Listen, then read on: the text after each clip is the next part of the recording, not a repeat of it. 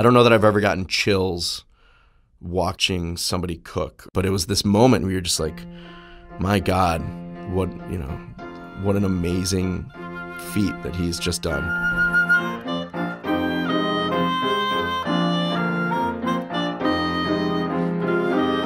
Hello, welcome to The Corner Table, a podcast about food and drink in Madison, Wisconsin, produced by the Capital Times. I am your host, Lindsay Christians, food editor here at the Cap Times. Sean Pharr is the chef and owner of Mint Mark on Atwood Avenue. He's also a classically trained chef who spent about a week recently in Paris watching a friend of his compete in the Bocuse d'Or.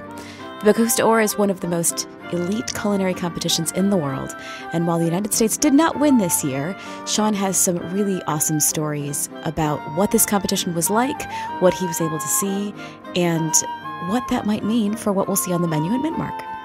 Give a listen.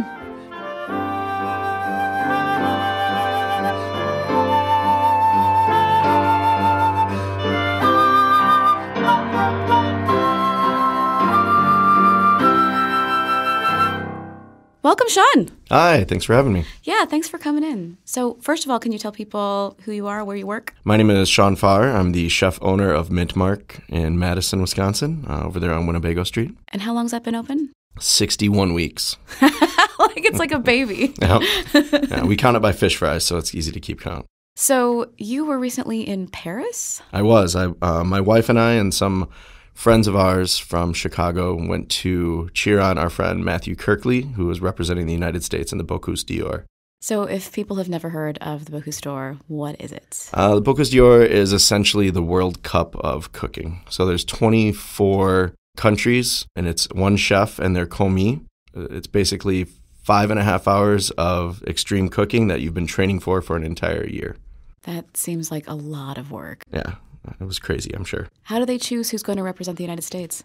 From my knowledge, Matt was actually asked to compete, but you do have to qualify. So I know he went up against other chefs from the U.S., and I think all those various chefs are chosen by some of the higher-ups, and they all competed in Vegas to win a spot to continue on, and I think Matt he won all of those, and he was the guy.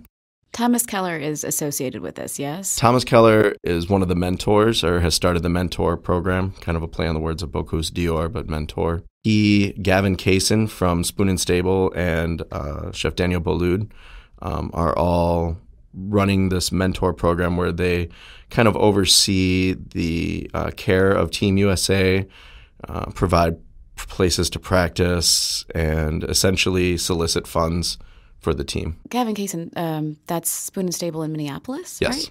I wonder, how do you know Matt? How did you get to know him? Matt and I had a mutual friend in Chicago, Ryan LaRoche, who I cooked with at True, and we cooked together at Nomi. And Matt was one of his best friends. They went to culinary school together and worked at the Four Seasons, and actually worked at one of the Bocuse d'Ors back in the day.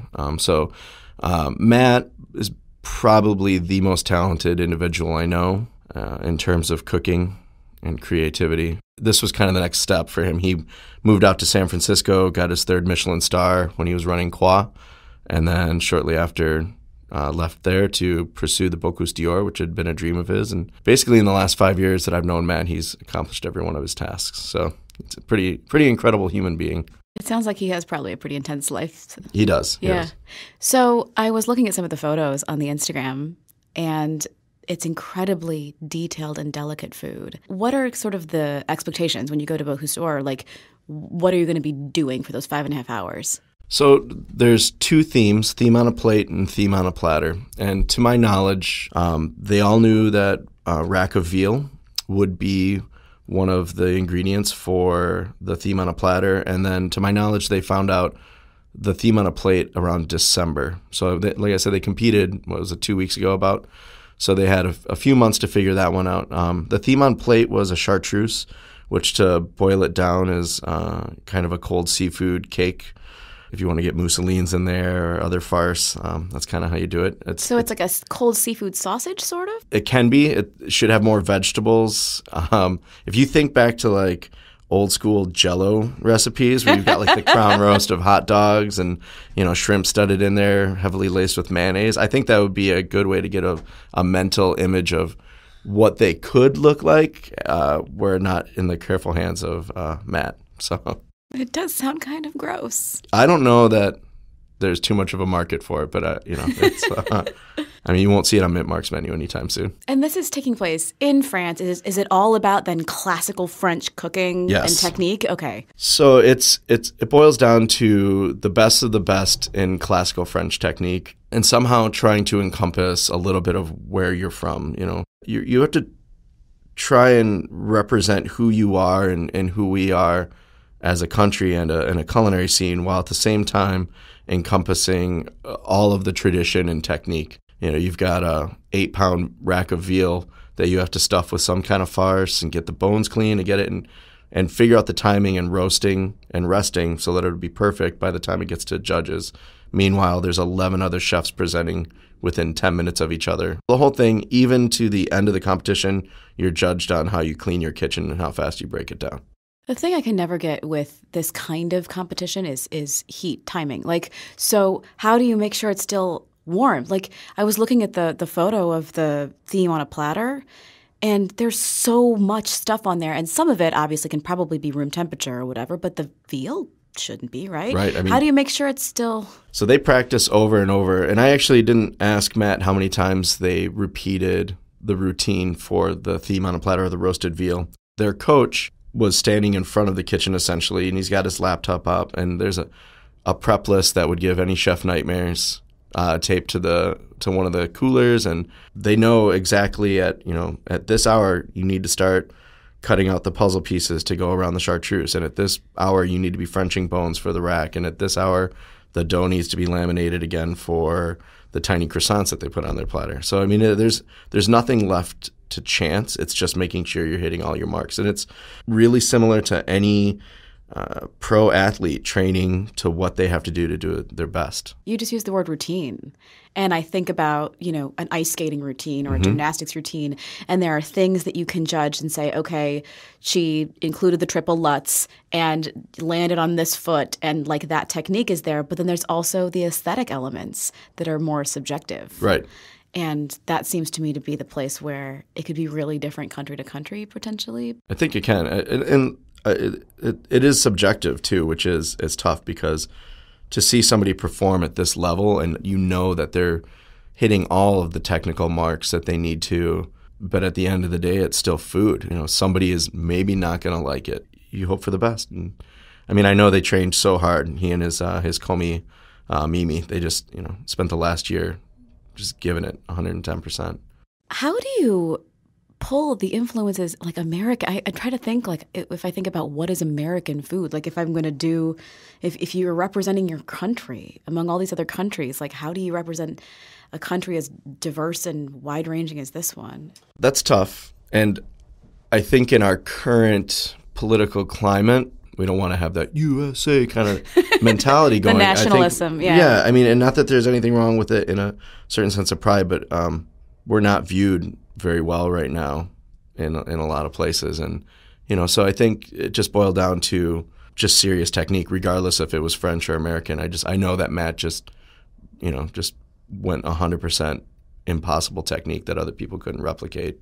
Did you get to see the competition? Did you get to go in and see it? I did. It was about 5.5 hours of sitting, and I was, about 50 rows up. So you couldn't see much. They did have a giant TV screen going on, and once in a while they'd have a cameraman focus on that. But they had 12 kitchens to cover. Now, this is the issue that I had with the whole thing, is that I feel like it wasn't very well produced. For this competition that's held in such high esteem in our industry and is really the pinnacle of how a chef can perform, to have it so poorly produced on the stage is, I likened it to having two producers from Telemundo emceeing it.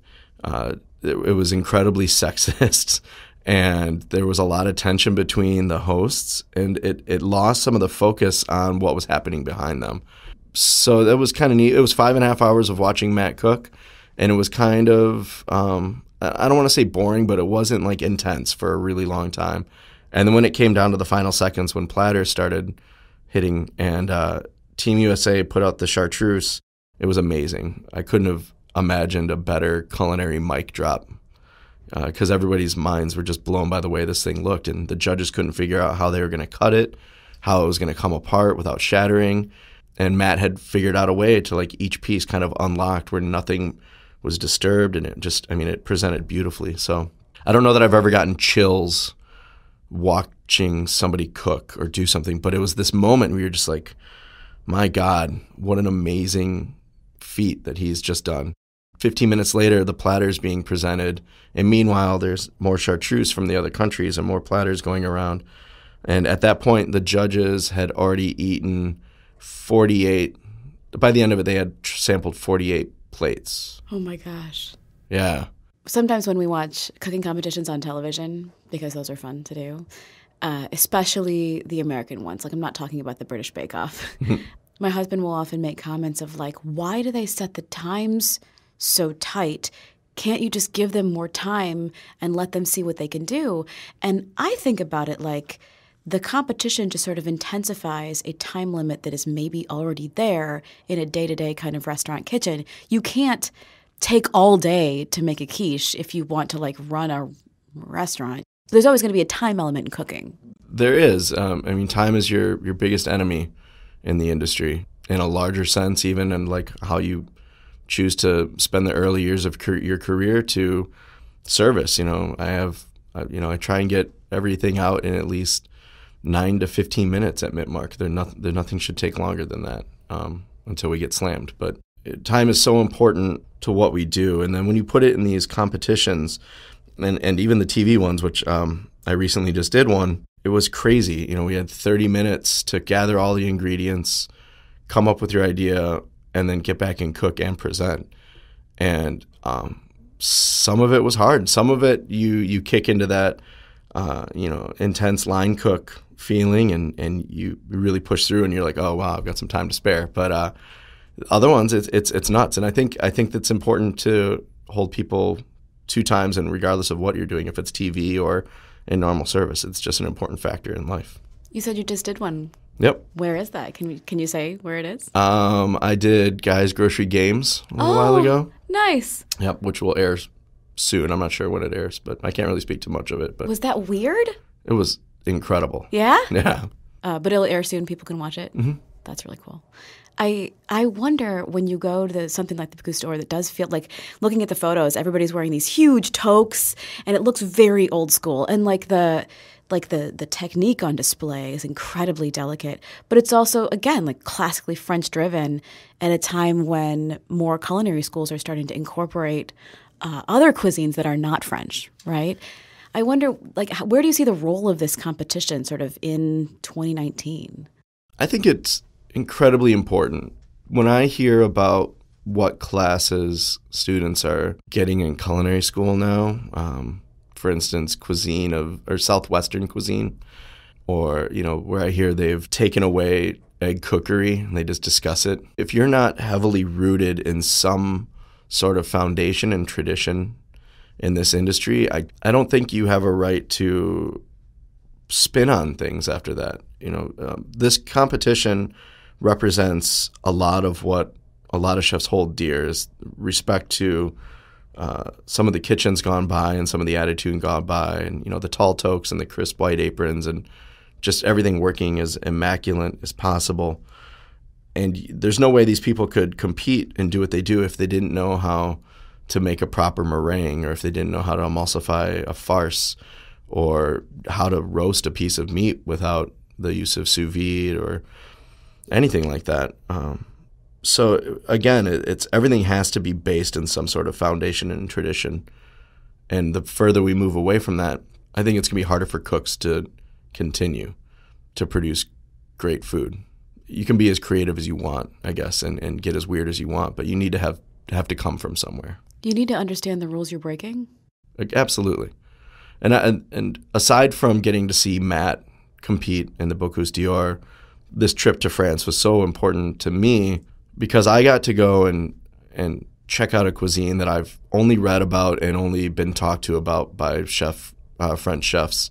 to be able to go to bistros and brasseries in Lyon and Paris, like the food that I'm really, really interested in, it was so great to be able to check and see if I was holding true to tradition and not veering from what it should be. But on another end of it, I think one of the greatest takeaways is when I came home and I had my weekly menu meeting with all of my cooks, and we were talking about the trip. And I think the thing that I noticed the most is we stay true to tradition and we don't get crazy with what we're doing, and everything is rooted in foundation, but we definitely push the envelope on seasoning, which may sound lame to somebody, but our use of salt and acid and heat when needed really moves that cuisine forward. I found that a lot of it wasn't, I don't want to say under-seasoned, but maybe because a lot of that food was super rich and heavy. I ate so much pho. Oh, my God. I could have used a little like Malden sea salt, or I could have used a little lemon juice and something like that. So I was happy to see that my cooks are executing on a high level and in a respectful manner, but at the same time moving it forward where it's appealing to new generations. Having gone to these, brasseries and bistros, do you have inspiration going forward for the menu? Like, are you going to be doing some different things? Anybody that knows me knows that I'm pretty passionate about pâtés and terrines, so I ate 3 or 4 a day. Oh, my God. There was about day 6, I looked at my wife and I was like, man, I feel a little weird. And she was like, well, maybe you should stop eating raw beef at every meal. And I thought back to it, I was like, holy crap, I've eaten beef tartare at the shadiest of bistros with a raw egg on each one, of course, too. So, yeah, definitely, much like a high-performance athlete, I really pushed my body to the limits. When in Paris. When in Paris. Went pretty hard. But I could see myself trying to open up something small that encompassed the things that I really loved. Like some of the restaurants I ate at were 200 years old, and they had these tiny little bars, and Chad won't want this at all, but really small bar with just a couple of bottles of wine by it, and some water and like a cooler with a few aperitifs on below, but covered in zinc on the top. And then some of the dining rooms had the same amount of seats as Mint Mark, and just I was thinking like, man, it'd be so cool to serve this kind of fare once in a while. And I don't know that it would work. I don't know what I would have to do or call it for it to be appealing in the Midwest. But I feel like some of this food is so perfect for what we eat over here. Like pike quenelles in a little lobster cream. It's a traditional dish from Lyon where they puree pike or northern with cream and eggs, and they make like a little football shape, and they bake it in a creamy lobster sauce with a bunch of cognac. I think anybody would get down on that. That sounds delicious. Yeah, and heavy. Yeah, oh man, so heavy, so heavy. But leeks vinaigrette, which is one of my favorite dishes to do. I had it at Brasserie George in Lyon. This 600 monsters restaurant, 600 seats, an army of servers. But I had leeks vinaigrette with pickled herring, and I mean, there's such a cool European presence in Madison that I think, most families have had pickled herring at some gathering, but to incorporate it in this really cool, typical French dish, I thought that was neat. So yeah, you'll definitely see a few things. Like right now I have Cerville Nuit, and please forgive my French, but it means silk worker's brain. And I had this at a restaurant called All Lyonnaise. And what it is fromage blanc seasoned with vinegar and chives and shallot and tarragon. And it kind of curdles a little bit. So I've tried replicating that. And the fromage blanc that's available in France versus the fromage blanc that is basically cream cheese in America with all of the processing. I've gotten all the flavors the same, but aesthetically it's not the same. But it was a beautiful dish, and I wanted to bring that back right away. I think that my server described it to me as like a fondue almost. Don't say that again. Yeah. It was. I said, what is that? And she said a silk worker's brain or whatever. Yeah. And I was like, help. Yeah. I think maybe also it's not the time of year for fromage blanc, potentially. Potentially, but right? You have maybe? to get an unpasteurized fromage blanc, I found out. Yeah, that makes sense. Yeah. So otherwise it won't curdle, probably. It won't curdle. Right. When you think about a French bistro, the aesthetic to me seems very close to Wisconsin tavern, like somewhere that's darker and cozy. Fries are in both places. 100%. And cuts of meat. Yeah. I think that's a perfect description. Yeah. I feel like if we could get away from people worrying about what the name is of what they're eating, and not have to change the name so people would eat it. I mean, I'm kind of a stickler for that. I think it would work. I think people would have fun. I mean, everybody loves beer. Everybody loves sausages. I mean, sausage and lentils. That's not a bad dish for anybody. It was one of the best things I ate over there. When you see the work that Matt had to do this past year and the intense level of practice and training, does a part of you want to do something like that?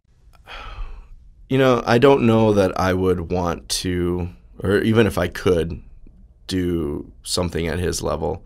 But I've been at various events and other things in this style, and I always think about, man, what if I would have done that, or maybe I'd like to do that. And yeah, I mean, there's a lot of things that I would like to attempt and push myself at, but I know this particular competition, it takes a whole family to do it, and his wife, Lauren, is one of the strongest women I've ever met in my entire life, and she's, she kept the whole thing going for him, and it's awesome. So it takes support from everybody that you're connected with in order to do that. I don't know that I would want to do that to my family, especially if we keep, opening restaurants. I feel like I get an amazing amount of support from my wife and family in that, right? So maybe the next restaurant will be my next Bocuse d'Or. That sounds maybe a little bit more doable. Maybe better for Madison, too. Yeah, maybe. Well, thank you for coming in. Thank you so much for having me.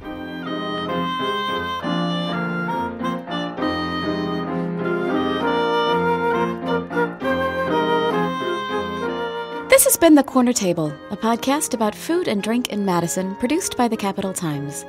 Our music was composed by Patrick Christians.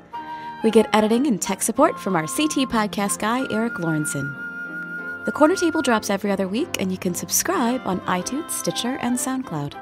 Follow us at Corner Table Podcast on Facebook, and find more food and drink news every day at captimes.com. Look for our recent review of Dumpling House and a profile of Ziggy's Barbecue in Oregon. I am your host, Cap Times food editor Lindsay Christians. My wish for you this week is chicken liver pate in honor of the best of rustic French cooking. Cheers!